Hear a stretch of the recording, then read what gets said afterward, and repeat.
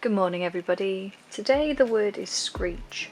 Now my first thought when I read screech was of the screech owl, and I thought a real big close-up of one where you just focused on its eyes and its face would be a really fun idea to just fill up a page and break this trend that I noticed I'm falling into of having this single subject sitting in my page. So I thought it'd be a lot of fun compositionally. Looking at it in general, I do think I'm getting a little bit animal heavy in this sketchbook. One of the main reasons I wanted to do Inktober was to challenge myself more, especially in the subjects that I'm choosing to draw and compositionally. So this piece kind of allows me to try both.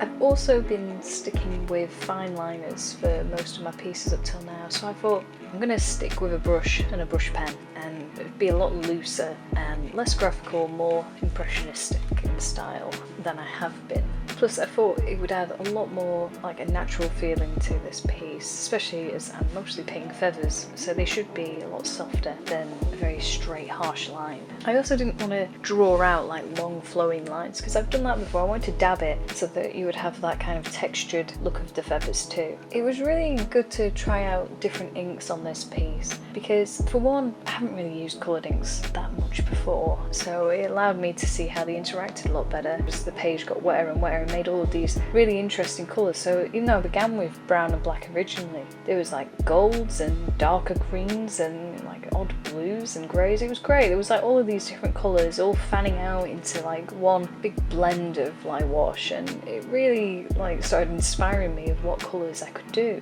And I then brought out the gold ink and thought, well, you know, let's emphasize the like dabs of these feathers. Let's try and like add another layer on top of all of these colours, so that it was a very colourful piece in the end, and I was really happy with how they looked. I think this randomness of colour and the patterns that it was all creating was a really nice change of pace for me, especially because I do worry a lot about colours when I'm drawing a piece. I normally just focus, what am I doing graphically? Let's get it like looking a certain way, then I'll do it totally in black and white, and then I might think about colour. But it's so like abstract to me, I'm just not very good with it, or I don't believe I am, and I just don't have much confidence in it when it comes to that stage of a drawing. But because I had to just start with it in this piece, I didn't get a chance to agonise over colour. In like the future, in this Inktober especially, I think it would be a really good chance to test myself with colour more and maybe take a little bit of pressure off myself